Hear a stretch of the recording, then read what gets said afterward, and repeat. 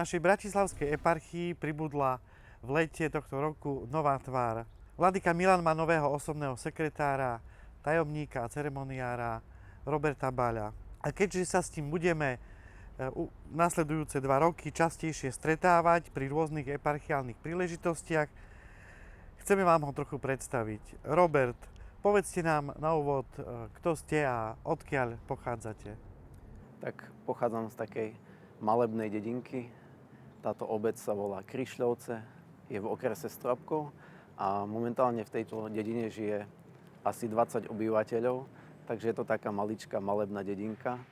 A vlastne aj pre mňa to bolo taký možno skok trošku prichádzať z takejto maličkej dedinky do takéhoto veľkého mesta. A čo ešte môžem o sebe povedať, tak mám 3 súrodencov. Momentálne som doštudoval teologickú fakultu v Prešove a predtým som rovnako absolvoval štúdium na predchádzajúcej vysokej škole a to bolo v Košiciach, Technickú univerzitu, Strojnícku fakultu a následne po tejto vysokej škole som 2 roky pracoval, až tak vlastne prišlo to rozhodnutie vstúpiť do kňazského seminára v Prešove potom.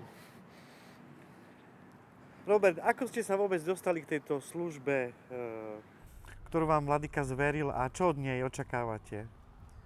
Keďže tento rok som vlastne končil štúdium na teologickej fakulte v Prešove a zároveň som sa nedal svietiť tento rok a tak som vlastne na konci štúdia rozmýšľal, čo ďalej, ako a tak som si začal hľadať prácu.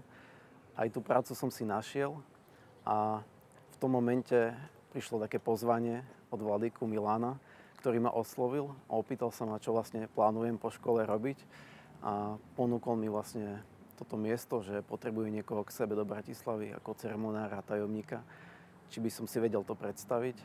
A tak potom na základe možno aj takého dialógu s mojimi najbližšími a takej ich podpory, že ma v tom podporili, tak som sa nakoniec rozhodol a prijal vlastne túto službu.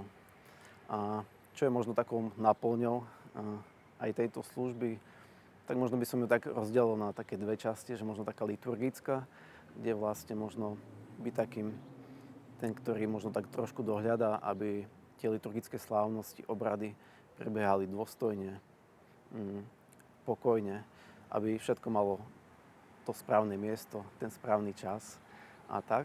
A potom možno taká tá administratívna stránka, kedy možno pomáhať vladykovi s nejakou korešpondenciou, odpisovanie e-mailov a tak ďalej a rovnako sprevádzať vladyku na služobných cestách, byť jeho osobným šoférom.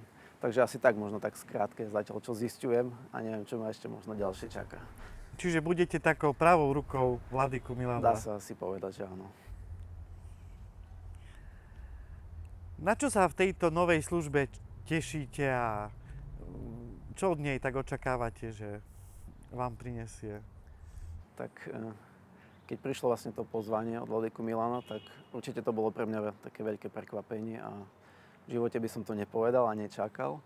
A zároveň možno taká bázeň pred tým všetkým, že je to naozaj taká služba cirkvi, vlastne aj skrz biskupa.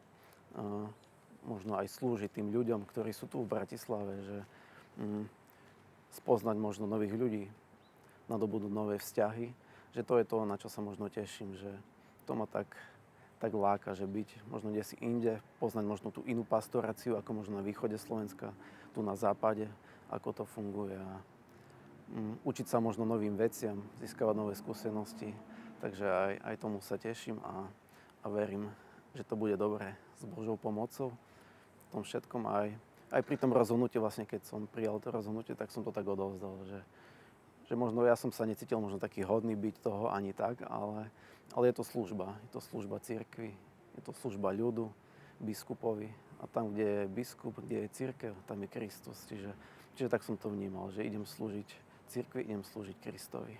Takže ak sa niekto bude chcieť skontaktovať s vladykom alebo mu napísať, môže sa obrátiť na vás. Predpokladám, že vaše kontaktné údaje sú zverejnené. Áno, sú na biskupskej vlastne eparchiálnej stránke, kde môžete nájsť všetky tieto údaje. Ďakujeme za rozhovor. A ja ďakujem.